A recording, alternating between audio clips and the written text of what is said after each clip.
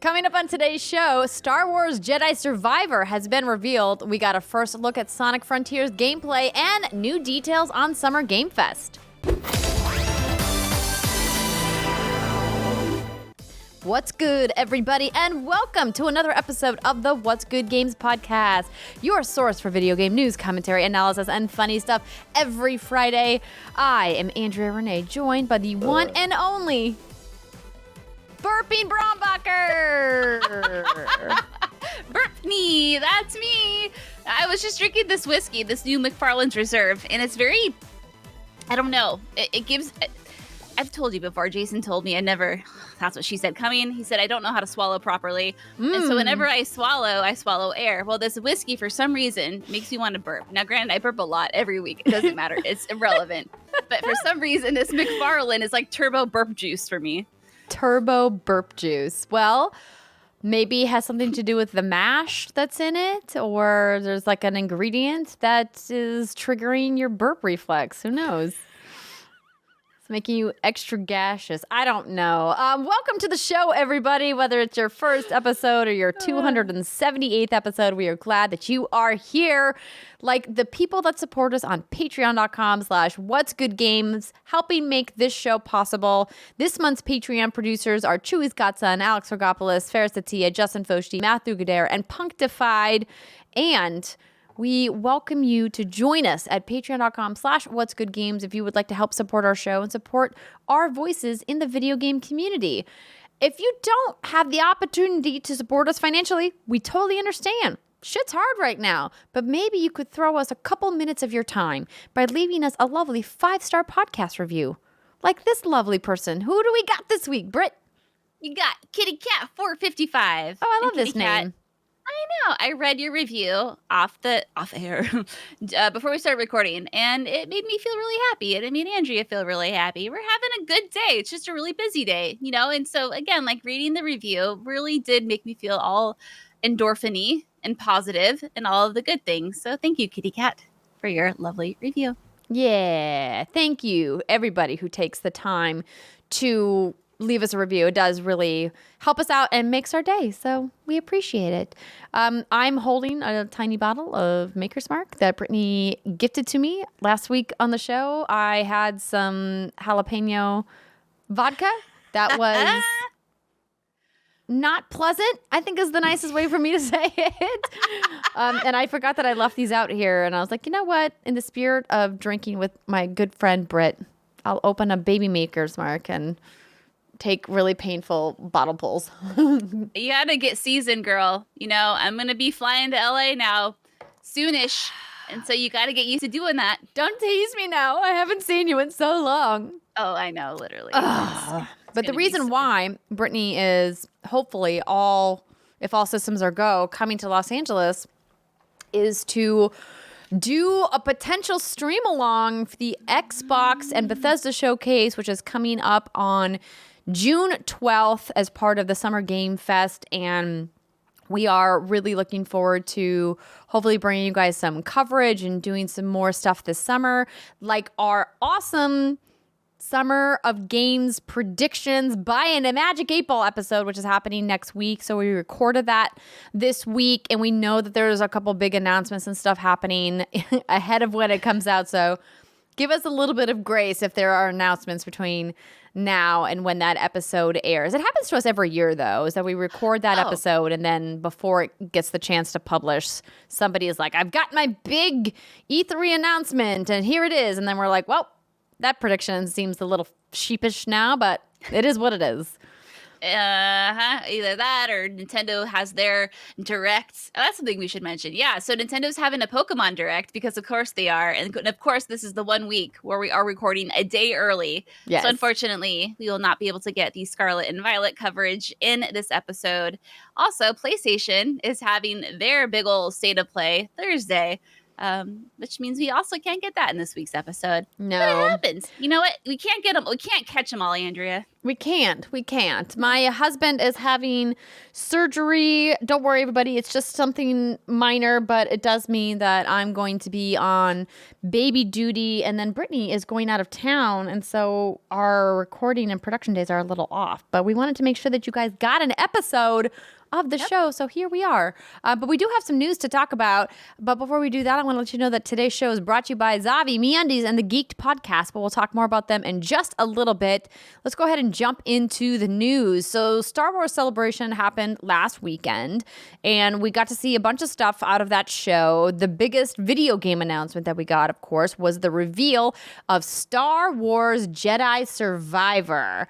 So we knew that a sequel to Fallen Order was in the works from EA and Respawn, but we hadn't gotten a chance to really get any details about it. It was just like a confirmation. And now we've got this lovely little trailer that they debuted, and it's basically just a teaser, but essentially the sequel, called Star Wars Jedi Survivor, writes Polygon, will be released on PlayStation 5, Windows PC, Xbox Series X in 2023, and of course EA is the publisher.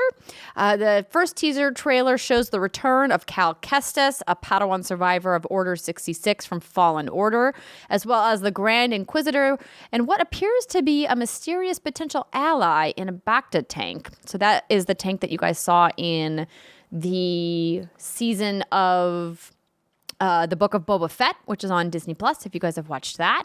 Kestis' next journey in the Star Wars galaxy set 5 years after the events of Fallen Order, and with Cal and his wee droid buddy BD-1 still being pursued by the Empire as the last remaining Jedi. Jedi Survivor will expand on the series' dynamic combat in new and innovative ways, EA said in a news release, and Cal will learn new skills and grow his connection with the Force.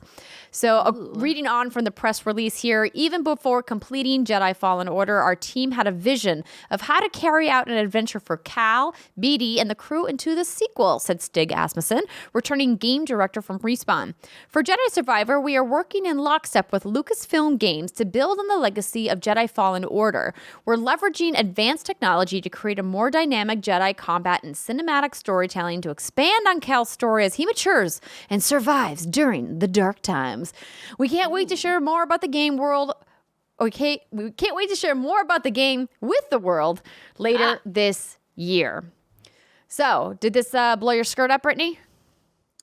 No, I mean, here's the thing. Of course, the trailer was like fine. Yeah, it wasn't the most exciting thing. There wasn't cinematic. A whole bunch of right. But I'm very excited about a sequel. I think that's great. And I've never been the biggest Star Wars nerd, and I was reading this write-up from Jonathan Dornbush on IGN called How Star Wars Jedi Survivor Picks Up from Fallen Order. And it's this big old article, so I'd recommend anyone who's interested in this sort of thing to read it. And he really breaks down the trailer and talks about what does it mean that you don't see all of, what's his name? Cal's little party members. I don't remember all their names right now, but he's essentially alone. Like, what does it mean that his lightsaber is missing? And I just thought it was a really interesting to read. A lot of it went right over my head, but I was like, oh, okay. I learned from this article that I don't know shit about this. But I did have a lot of fun with Fallen Order, and I thought Silent Ninja here had a pretty interesting question for us, and that's patreon.com/what'sgoodgames. The question is, Star Wars Jedi Survivor. Hey, WGG, do you think we'll be able to start with base powers like we did in Spider-Man Miles Morales instead of no powers? Thanks. I personally hope so.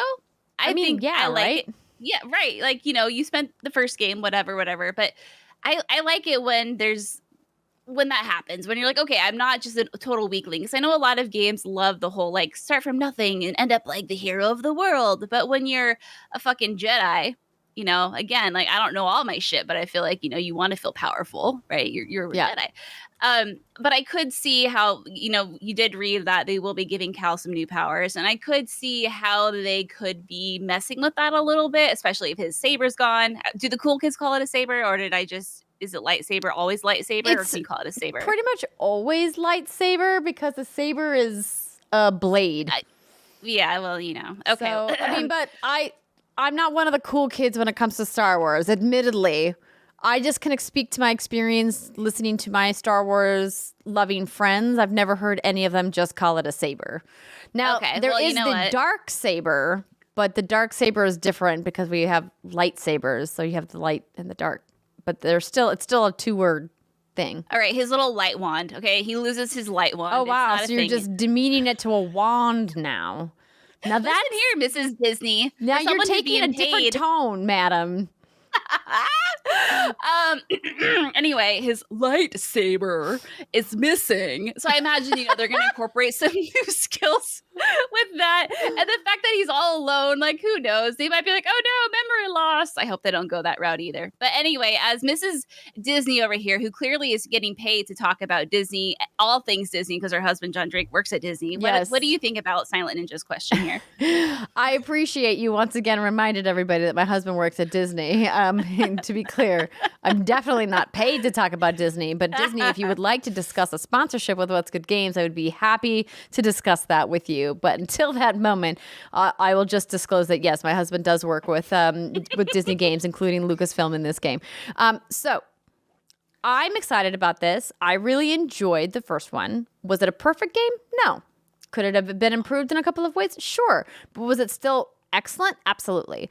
I'm looking forward to seeing what Respawn is going to improve upon when it comes to gameplay and exploration. I think that there was a couple sticking points for me with how they laid out the map and the way that they did some of the fast travel. I thought that they really kind of made you run around the game worlds a tad too much for my own personal taste, but I know that that's part of the kind of Metroidvania vibe they were going with some of the level design in this game.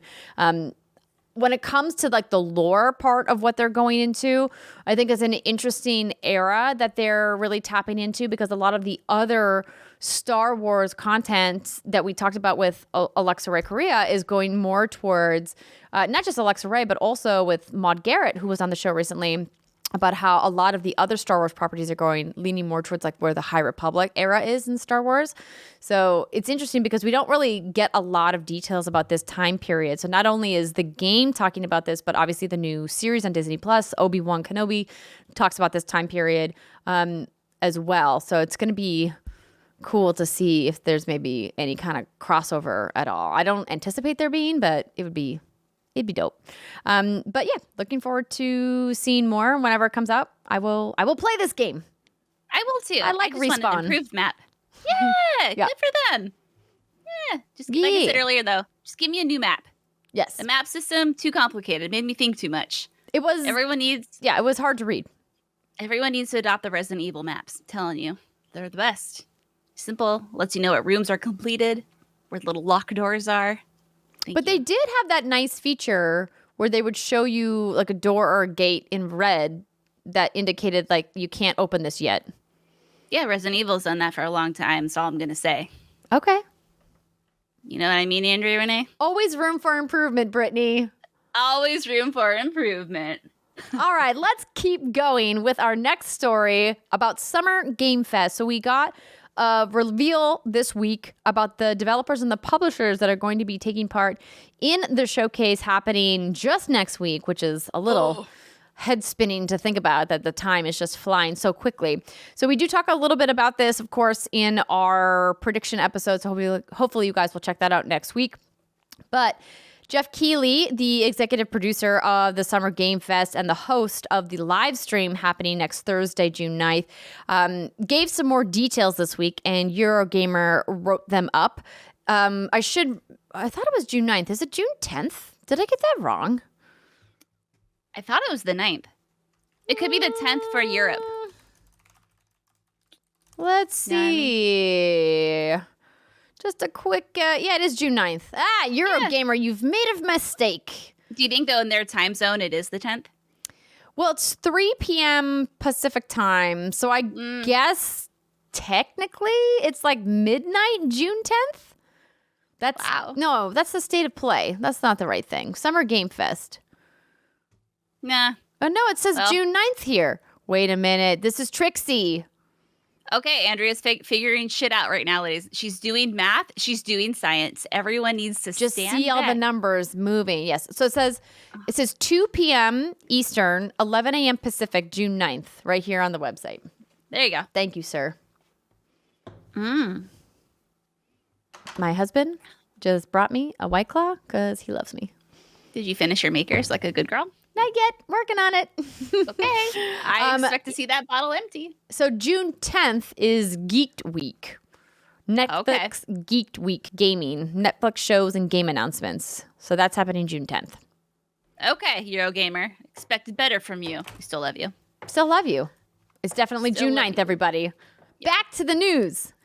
So Summer Game Fest is having a live stream. And organizers are calling it a, quote, spectacular live 2-hour world premiere showcase that's promising premieres, gameplay demos, and news on some of the most highly anticipated games from more than 30 developers and publishers. Ooh, girl, that voice you're using. Oh, does something to me. Shoot off the finger guns and the confetti cannons. So with the event rapidly approaching, it's now confirmed that we can expect appearances in some capacity from 2K, Activision, Atlas, Bandai Namco, Bloober Team, Capcom, Coffee Stain, Deep Silver, Devolver Digital, Digital Extremes, .emu, Electronic Arts, Epic Games, Focus Entertainment, Froststrand Studios, Humble Games, Level Infinite, Mediatonic, Miho, Netflix, PlayStation, Raw Fury, Samsung Gaming Hub, Sega, Skybound, Square Enix, Steam, Studio, MDHR, Tribeca Film Festival, Warner Brothers Games, and Xbox. That's a fucking list, and congratulations, you nailed that. Thanks. Wow. No, this Thank is you. really incredibly exciting. I'm kind of shitting bricks, and it's very painful right now, Andrea. I don't know if you've ever shit out a brick before. I have not. Hope to never have that happen for me. Anyway, yeah. I am going to be boarding an airplane when this happens. And I have a sneaking suspicion I'm going to be getting some Resident Evil news. I have it in my loins. I'm feeling it. I'm tingly, hot and bothered. And I'm going to have to find a way, I guess, to go where you get all the 100% authentic news of the world, which is Twitter. So I'm going to have to rely on Twitter, the Twitter tweets to tell me what's happening here. But this is a hell of a lineup. It is exciting. And you know what? I really, don't get me wrong. Like I miss and I enjoyed the days where you'd have press conferences spread out over 4 days because you do one industry event a day and maybe go play some games after. But then you'd have the whole day to hang out with friends or meet up with colleagues. But it's kind of cool that you have everybody kind of all in one here, Absolutely. This is an incredible list. The only two names that are big standouts that are missing here is Nintendo. But they're doing their own direct, right? So Nintendo's missing from this lineup. So that's not too shocking. And then the other one that's missing here is Ubisoft. And I think that that's a little bit odd because normally by now they would have announced a Ubisoft Forward event for the summer. And pretty sure we don't have an announcement from them on when they're doing a Ubisoft Forward for the summer of gaming yet. Is that correct? Yeah, I'm not seeing anything. I don't remember it. And I'm just doing a quick Google search because, again, Google has all of the news of the world. Of course it does. So I think that this is really exciting that we're getting such a huge cross-section of publishers and developers who are going to be showing. And then let's not forget that in addition to this, there's also an indie-focused Day of the Dev stream that's happening immediately afterwards that will include a world premiere look at Monument Valley developer Us2 Games' newest IP among various other big indie devs that are going to be showcasing their stuff with the Day of the Devs. So there's a lot going on happening that day. And, hopefully we'll get some fun announcements. And if anybody can bring it together, it's the man behind the Game Awards. So looking forward to everything. I love it. Good for Jeff. But, he stepped in where there was obviously a void and he got in before E3 completely went to shit. And now he's just running this shit. I love it.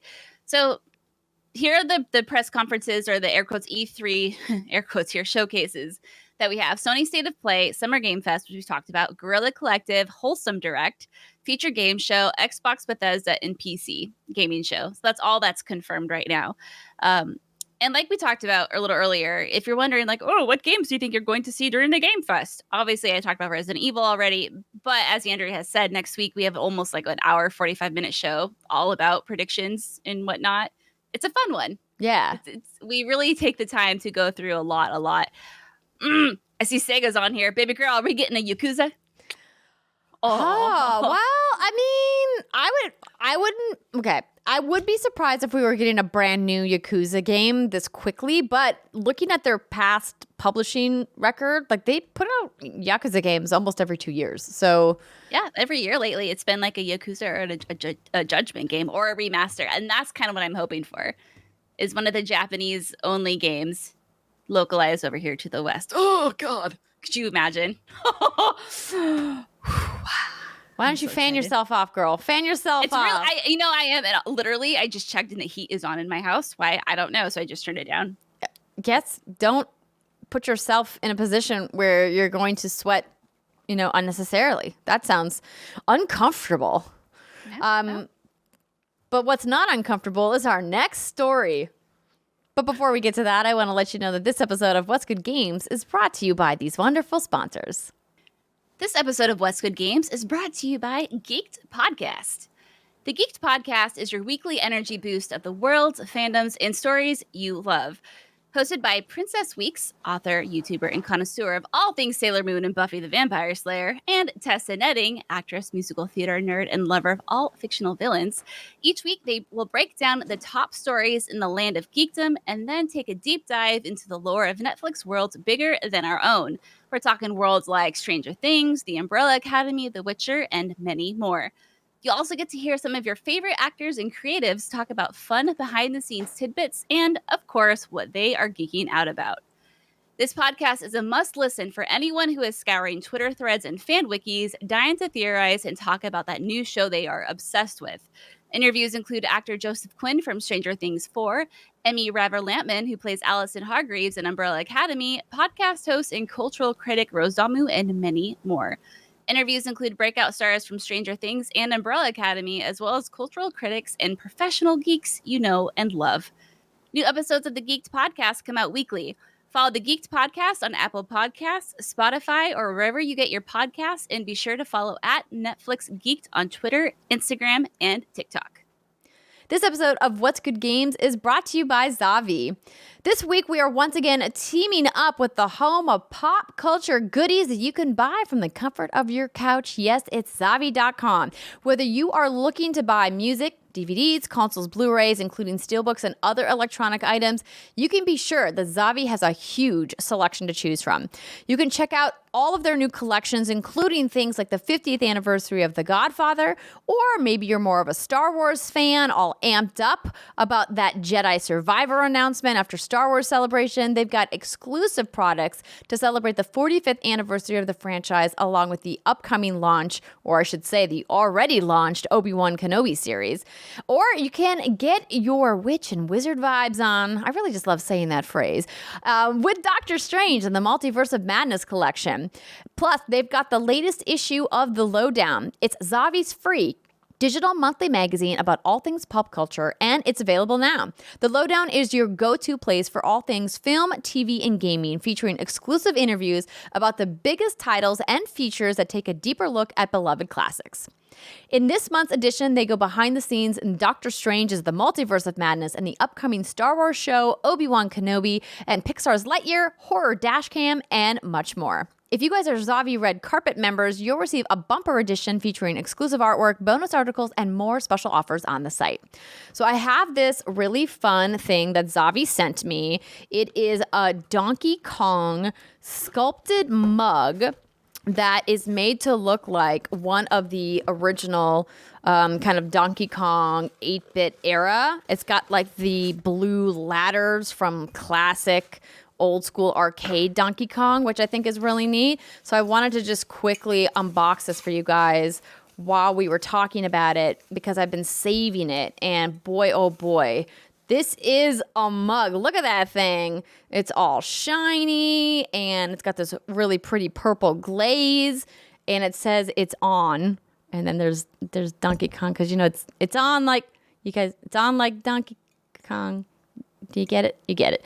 Anyway, this is a really fun mug. I do think I'm probably just going to use it as decor and not actually drink out of it because I would hate to actually ruin the finish, but it's super fun. So thank you to Zavi for sending this bad boy over. They have all kinds of really fun retro gaming gear like this, in addition to, of course, to all kinds of new geek and gaming collections on their site. So if you guys want to check out what they've got for yourself, go to Zavi.com to see their latest products and releases. Use our code WGG to get 20% off clothing or 10% off other items on the site. That's ZAVVI.com and use code WGG to get 20% off clothing or 10% off other fun stuff to fill out your nerdy collections. Exclusions may apply.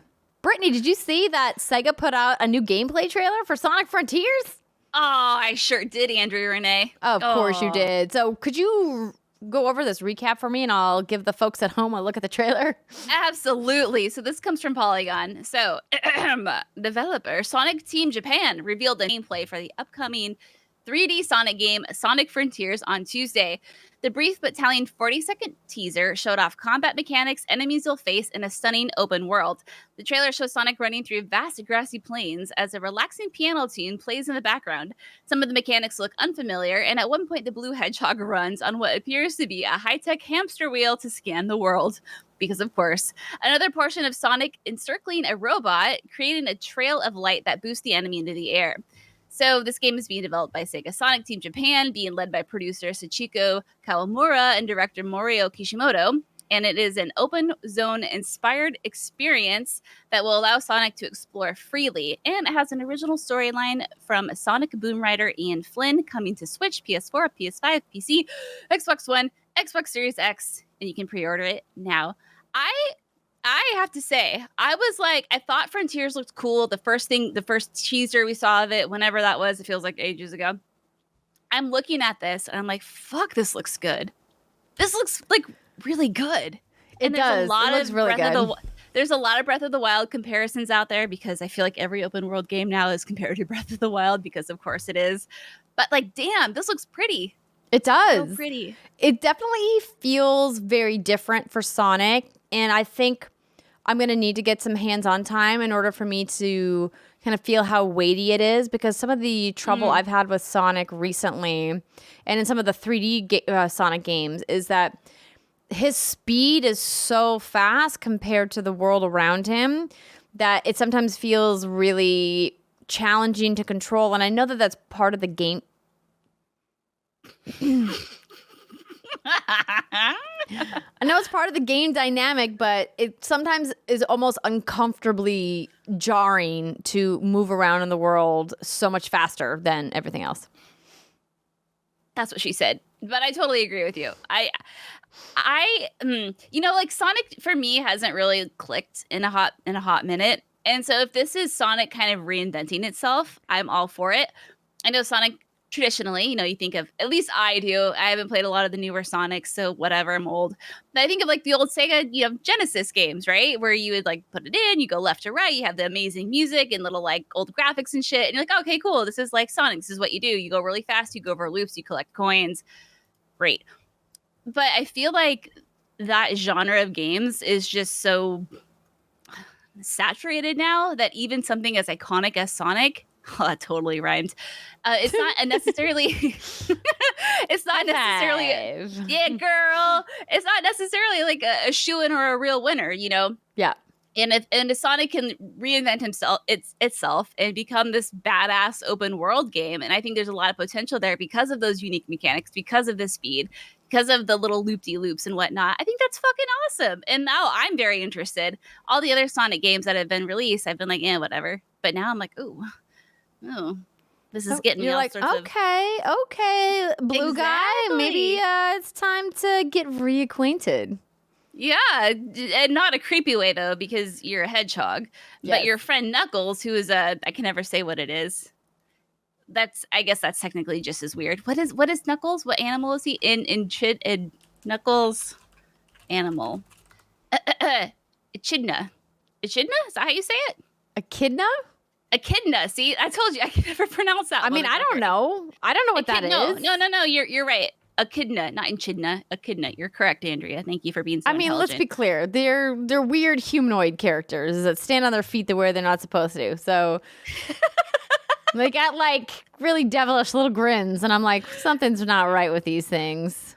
Yeah, and the hand. Anyway, oh God, I just looked at an actual picture of an actual echidna. They're terrifying. What the fuck? It's like a needle-nosed mutant. Anywho. Yes. Looks like a Drowsy from Pokemon. Anyway, yeah, cool. Like, this looks really pretty. And like I said, I'm really excited about it. This reminds me, because you know what? What the fuck? Let's go off the rails a little bit. Sure. I've been playing a few open world games lately. And you know what I have found has really helped the experience? Not to discredit those who write music, because I'm not trying to, but to turn the music all the way down and just play with the ambient sounds. And the most recent example I did this with was Elden Ring. Okay. Because the music in Elden Ring is so like, bleh, it's like all dark and like, oh, everything's bad, everything's dying, oh, it's so the end time, sure. And I'm like, okay, listen, this is really putting me in a bad mood. So we turned the music all the way down, just play with the ambient noises, and hot damn, girl. Much cooler experience. Did the same thing with Sniper Elite 5. I don't need to hear some dark piano bullshit while I'm trying to snipe someone's head. I just want to hear the birds chirping, the direction of the wind blowing. You know what I mean? It's all about that sound design. It is. Not Makes that the you music appreciate was bad. sound designers a little bit more. Yeah, and so when I see Sonic Frontiers, I'm just really excited to hear what the ambient sounds are going to be. I'm like, oh, are the birds going to chirp? Are we going to hear wind? Are we going to hear trees rustle? Like, anyhow. That's my little tangent for the day. I like it. I will give it a go on the next game that I play. All music down, ambient sounds only. Uh-huh. I'm into it. I think that's cool. I also agree with you. Pretty much everything you said about Sonic. I'm interested. Used to play a lot of Sonic back in the day. Dabbled in Sonic Mania when it came out and was like, oh, this is like a trip down memory lane. Really thought they did a great job with that. Never really been into the 3D Sonics, but I think, I'll give this a go. I'll give it a try.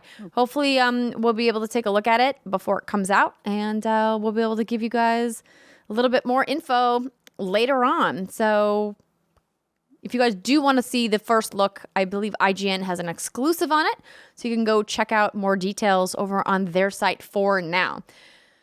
In case you missed it, everybody, Star Wars Knights of the Old Republic 2, The Sith Lords is coming to Nintendo Switch on June 8th. So, of course, this role-playing game was originally released back in 2004, which is a long time ago, everybody. Obviously, later found its way to PC, and now you can play it again on your Switch for just $15.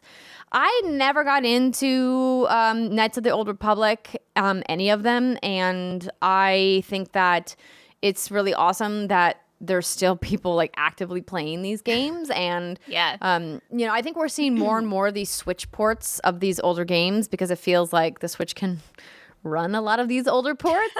And I think it's good for the Switch's library to have stuff from third parties like this to help it feel like there's a little bit more of a robust library happening on Switch outside of Nintendo's first party games.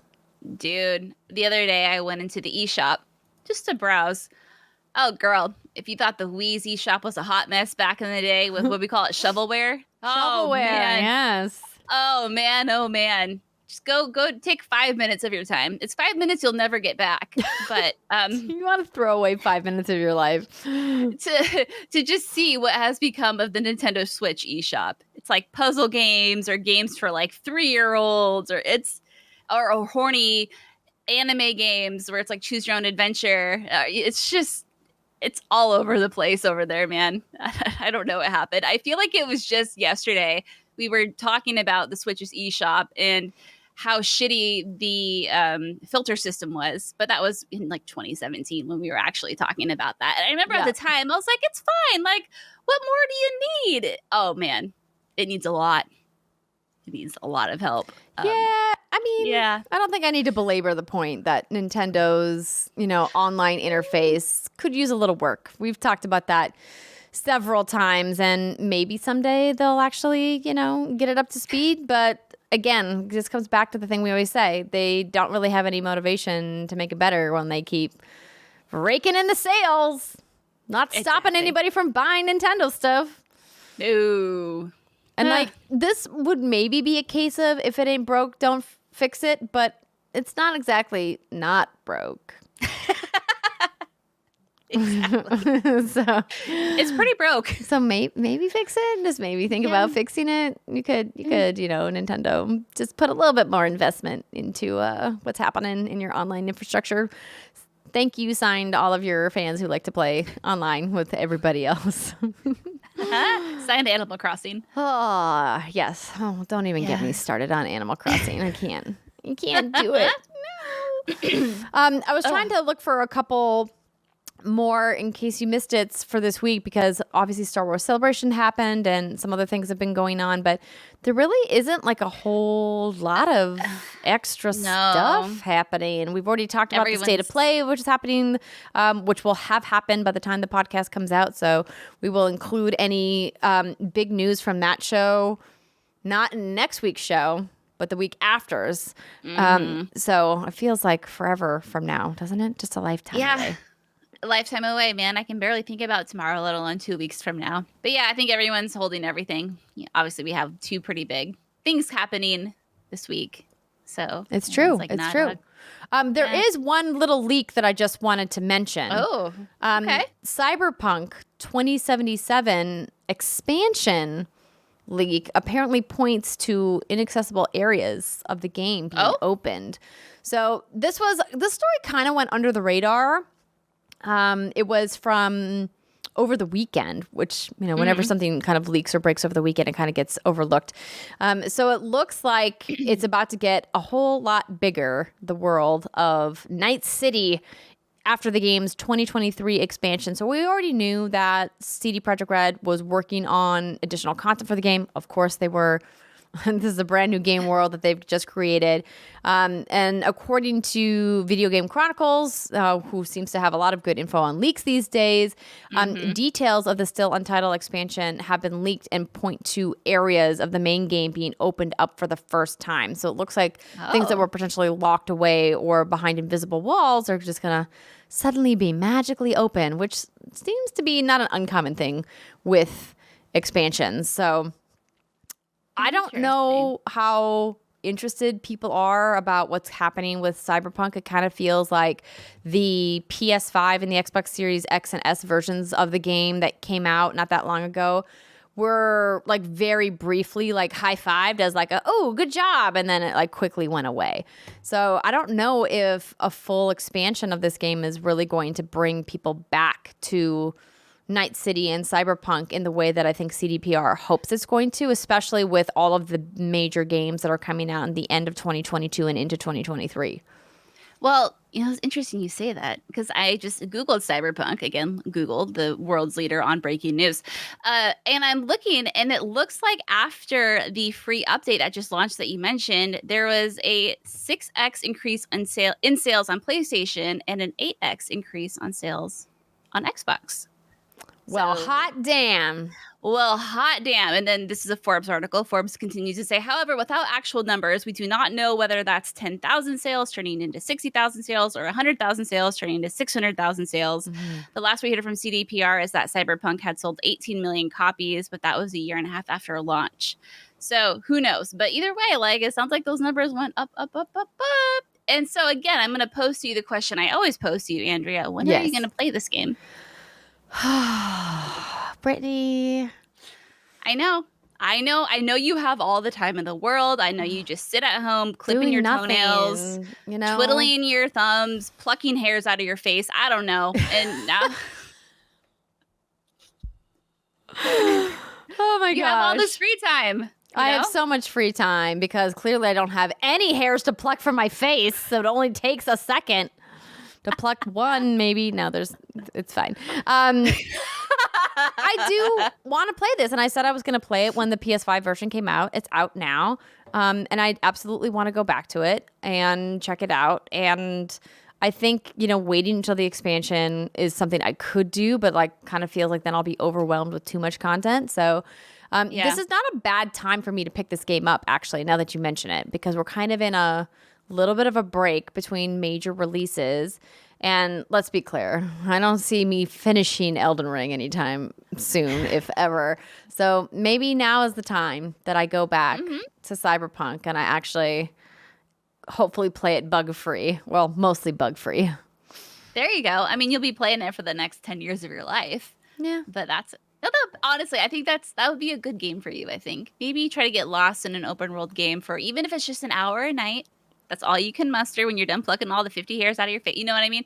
And then you just like can lose yourself in an open world RPG game. Sometimes that's kind of a therapeutic thing you need, unless it makes you angry.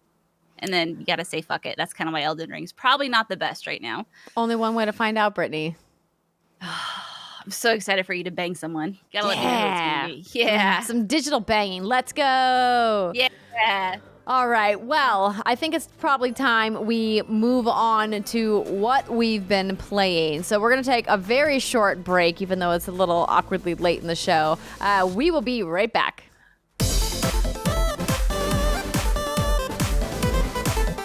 Welcome back, everybody. It is the second segment of the What's Good Games podcast, where we talk about what we've been playing. And this week, we've actually been playing some games. It's very exciting. But before we get to that, I want to let you know that this segment is brought to you by MeUndies. You know those days when your coffee shop is out of cold brew and your air conditioner breaks and you try to go to the beach, but there's 0 parking spots? Yeah, everybody, life can be hard. If only life was only that hard, right? Good thing, though, MeUndies is here to help you take a break from all of your hardships of the world and give yourself a soft summer. When you're cocooned in the softest, most breathable undies, loungewear, and swimwear known to humanity, all of your other problems will seemingly melt away. We love MeUndies here at What's Good Games. We talk about them a lot. We wear them a lot. I was just wearing some of their shorts just last night. Super comfortable. It's that really cute Mickey Mouse print. Did I get me and my husband matching shorts? Maybe. What's it to you? Do we also have matching underwear? Of course we do. They have such amazing loungewear and they have lots of new fun prints. In fact, they just released their new prints for Pride. So if you guys haven't checked out their new prints helping the LGBTQI plus community, I absolutely recommend checking them out. So please do so. And besides, don't you want to look good when you're all sweaty this summer? Your butt doesn't have to be sweaty though, because with MeUndies, light and breathable micromodal fabric, you can stay comfy and cool all summer long. They've got super fun seasonal prints like I was just mentioning, plus lots of styles to choose from in sizes extra small to 4XL, so you can bring the beach to your butt without ever leaving your living room. Now, if you do dare to brave the heat and venture to the pool or the beach, check out their new improved swimwear styles. They're soft, stretchy, and sustainably made. Make it a soft summer with MeUndies. MeUndies has a great offer for our listeners. For any first-time purchasers, you're going to get 15% off. If you sign up for their free-to-join membership, you can also apply that 15% off to the already discounted membership prices. To get your 15% off your first order and a 100% satisfaction guarantee, go to MeUndies.com/WGG. That's MeUndies.com/WGG so they know What's Good Game sent you. You were doing a little dance there. What was going on with that? I don't know. I'm just doing a little jig, Andrea. I'm hopped up on 5H and a little bit of whiskey, and I'm just feeling good, you know? It's feeling good. The air conditioning kicked in. That's what I like to hear. Betty. That's what I like to hear. I like that you're feeling good. So it looks like you've been playing some more Sniper Elite 5. Do you have anything new to report on your time shooting people in their eye sockets? I do, actually. Ooh, exciting. I finished the video game. I finished the video game, and I haven't finished a game, and I don't know how long. But the most breaking news that I have is after the 9 missions, there's a 10th that you can acquire via DLC. It is called Wolf Mountain. And in Wolf Mountain, Andrea, your goal is to snipe one Adolf Hitler. And let me tell you, I started that mission with the goal of shooting Hitler in the balls and killing him. And guess what? I succeeded. So that's my breaking news. I shot Hitler in the testicles. He died. The world is a much better place. Give Brittany a round of applause for shooting Hitler in the balls. I did. But the DLC itself actually was really pretty. Like, that game is just, like, the character models, sure, they look like this. There's something from last generation. The animations are kind of, they look a little rigor mortis-y. But the surrounding area is just so stunning. And it was really pretty. And it's such a fun game to play with someone else. I'm sure it's just as fun playing it by yourself. But when you're playing with someone and you can, do a countdown, or you can, I don't know, one person infiltrates this area and that area, it just works really well. So congratulations to Sniper Elite 5. You made a very great game. The fact that I, someone who loves a face tank and use nothing but shotguns, was able to enjoy it and have a great time with it, I think speaks volumes. Somebody who used nothing but shotguns in a game called Sniper Elite. Impressive. Well, there's no shotguns in Sniper Elite that I found. But typically, I should say, someone who only uses shotguns. I misunderstood what you just said. It's all good, you know? It's all good. I just assumed that they had a variety of weapons in addition to sniper. Your loadout is usually something automatic and a pistol. And you can pick up other, like a Punkdefied, I think is what it's called, or anti-tank rockets as you play, but you can never actually like equip them. You can only use them temporarily. So you'll hold on to it until you try to equip something from your loadout, and then you'll drop it. Which is actually a really smart decision, because if they had put other stuff in there, that's probably all I would have used. You can pick up, obviously, new automatic weapons or new pistols along the way. But yeah, you never get like a shotgun or anything like that I found. Interesting. Anyway. Yeah. Well, I'm very impressed that you decided to finish this game. Never would have called you even trying this game in the first place. So good on you for taking the time to check out something new and to enjoy it. And hopefully somebody out there is going, you know what? Maybe I'm going to take the time to try something new, because Brittany had such a fun time in Sniper Elite 5. There you go. Yeah. But you, Andrea, have been playing something new. Yeah, so I've just started dabbling into this new game. So this is technically, to be clear, is not a new game. It's new for me. So I first started playing this game. So the game, by the way, is Grindstone. And if y'all remember when Janet Garcia was on the show, she had talked about playing this game, and she said that she thought I would really enjoy playing this game. And so I was like, why don't I download it? And so just right that day, I downloaded it on my phone for iOS. It was originally released, by the way, in 2019, way back in 2019. And it's since had additional releases on like Epic Game Store and Switch and other platforms. But it definitely feels like a game for your phone. So it is really interesting. So just to kind of like recap, if you guys haven't played Grindstone, it's a puzzle adventure game by Capybara Games. It revolves around a player completing levels by clearing enemies using attacks. So that's a very generic way of saying it. So the game screen, let me see if I can pull up a trailer here, looks at first glance looks like a match 3 game, but it's not. I mean, you do have to do some color matching, and it's like path drawing, but it's not a match 3 game. It's got a really unique cartoon art style. It was originally released for iOS through Apple Arcade, and has since, like I mentioned, come to Switch and Epic Game Store. Let me see, Grindstone trailer. So I'll just pull up the Switch launch trailer so you can take a look at it on What's Good Games YouTube, if you guys are watching there, so you can just see a little bit of gameplay. So essentially, you play this character, and you have to make it through each level by kind of drawing yourself a path through these little monsters of different colors. And you have to connect the different colors together. And after you unlock a certain amount of colors in a row, a grindstone drops onto the game board. And then the goal is to like go pick up the stone, and then you can chain. Oh, so they're called creeps. Then you can chain the creeps together of different colors and essentially make yourself a bigger path.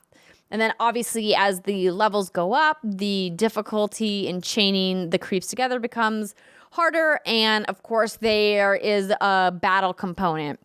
So in the gameplay, you'll see some of the creeps are kind of like shaking and have little flames and they look mad. And that means that if you kind of make your path next to them, they will attack you. And then as you go along, you will be able to unlock crafting, and you'll pick up items in the game levels. And then you can go back to this inn where you can craft weapons, or you can craft a shield to kind of help protect yourself, and special potions and things like that. And so it's got this really RPG element to it. But what I think is really fun about the game so far is that the gameplay at face level seems very simple, but it also has a component that allows you to kind of scale the difficulty, because once you kill enough creeps, the door to the next level unlocks, and you can choose to immediately try to exit the level, or you can try to grind the level to get more stones or to get more materials. But the longer you stay in the level after it's unlocked, the more difficult it becomes and the angrier the creeps get, and it gets harder to make it out without having creeps attack you. And so I, just for funsies, did an experiment where I went around a level as long as I could, and it became like just a nightmare for me to try to get out because all of the creeps were on fire in the level, essentially. Like I couldn't stop anywhere without getting attacked. And it's not like you can take a lot of hits before you die. So I think I took like 2 or 3 hits and I was dead. And what the thing happens is, when you die? you lose everything that you gained that level. So it's not roguelike in that sense. Like you don't lose all of your progress, but anything you picked up in that specific level, you lose if you die. So the idea is, do you take the gamble of sticking around the level to try to pick up some more materials with the risk of it becoming really difficult to get out, or do you just beeline for the exit with what you've got? Which I kind of like that they give the player that choice of kind of deciding how they want to play their game. And I'm really enjoying it so far. I'm glad that Janet recommended it to me. It seems like a game that I can just pick up and do a couple of quick matches with, or a couple of quick levels. But it also feels like a game that I could sit on my couch and play for like 2 or 3 hours at a time. And I do really wish I would have started or found this game like back when I was still pumping and breastfeeding, because it could have helped offset all of the hours I spent in Lego Star Wars battles. Even though I did really enjoy my time with that game, and I really had a good time. This game so far has been really fun, and I love that, you know, it's part of Apple Arcade, so didn't have to pay anything for it. It's just part of my subscription. And because of that, there's no microtransactions, there's no like timers or anything like that. So I'm really interested to see kind of how the game is going to unfold and how the progression unlocks as I go along and get a little bit further on into the game. As someone who doesn't play a lot of those puzzly games, I'm watching the gameplay and it looks complicated and super fast paced. Is it, or is it one of those games that's simple to play, difficult to master, et cetera, et cetera? I don't think it's difficult to play, because let me see if I can find another walkthrough. So I can definitely show you. Oh, here's one. Well, this is the Switch announcement trailer that we just watched. Let me see. Let me go to Cappy Games' channel and see if I can find something to show you. So it looks like here's an update and they've done a bunch of updates, by the way, free updates in Grindstone. So let me pull this one up for you so you can take a look at it. This is its accolades trailer. Basically, an accolades trailer is when they talk about all of the different reviews and things that they've gotten. So I'm trying to figure out if I can see. Well, maybe this is not the right trailer to show you, because they're not showing. It was showing more of the RPG stuff, which looked kind of fun.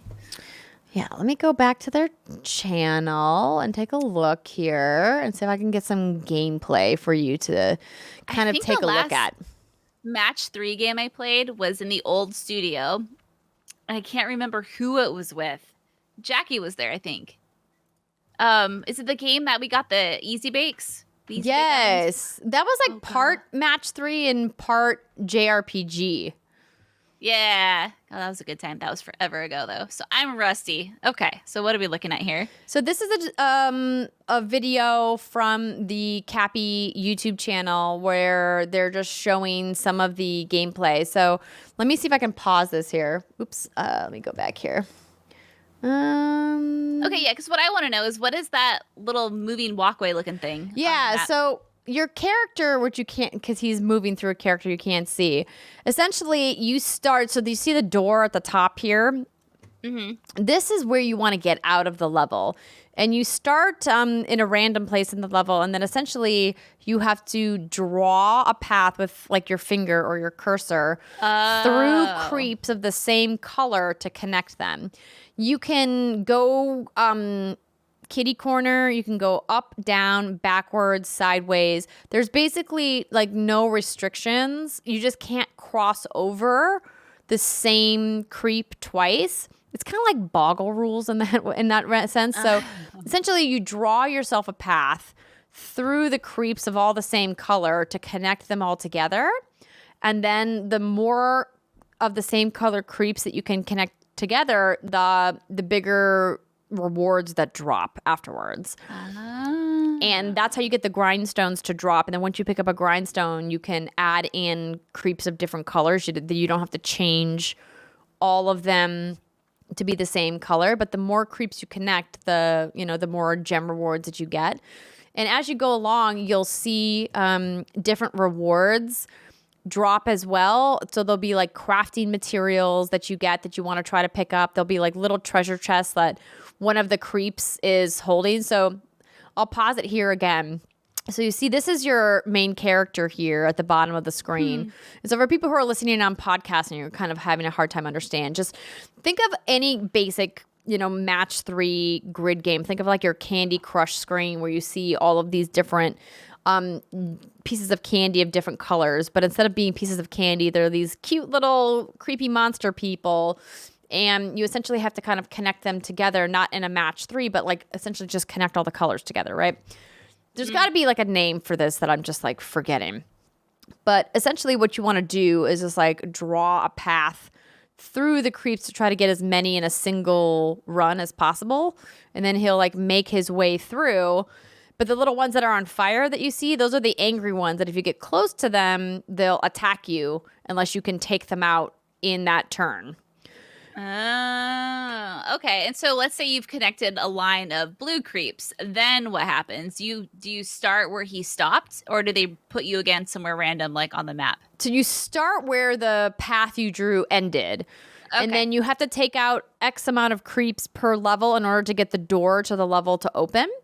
So the idea is essentially to clear as many creeps from the board as possible. And then as you clear a line, a new wave of creeps drops from the top, much like new gems or new candy would drop, from Candy Crush when you clear out specific, lines of candy or whatever. Does that make sense? It does. No, it makes a lot of sense. I was just completely entranced by that guy's nipples. They're just so bright and pink, and I can't stop staring at them. Yeah, so he's an interesting character. I mean, the whole thing has got a really kind of fun vibe. The art style is really interesting. It was nominated for Best Mobile Game at the Game Awards the year that it came out. So, good for them. And it's being published by, or was published, I should say, by I Am 8-Bit and Capybara. So it's a really interesting game, and I'm having fun with it so far. And shout out to Janet for giving me this recommendation and letting me check it out. Yeah. Hey, look at us, girl. I finished the game. You're now playing something. Like, listen, we're back to where we were pre-baby. Look at us go. I don't know if I'd say that, but I like where your head's at. I like your enthusiasm and your positivity, Brittany. Thanks. It's a little obnoxious, but that's cool. Oh boy, man. But I'm looking forward to playing more, and I guess now I've got to add Cyberpunk to the list. Yeah, I'm excited. I'm excited to hear every week how your journey is going. I guess the first time we'll hear about it, you have like 2 weeks. Yes. At this point to play and get some progress under your belt. Yeah, me being the primary caregiver of my baby while my husband is recovering from surgery will definitely give me lots of time to play Cyberpunk. Listen, she's old enough where you can just let her play outside on her own. It's fine. Winston she's one will watch now. Her. She's on her own. She's on her own. Kick her out. Tell that girl to get a job. Make some money. Why isn't she hosting EA's press conference? You were doing that. Her baby influencer career just needs to take off. Like, start getting those checks. Come on, baby Drake. Pull your weight in this family. No kidding. I'm about to kick Jace's ass to the curb, too. Be like, sir, contribute to this household. Ridiculous.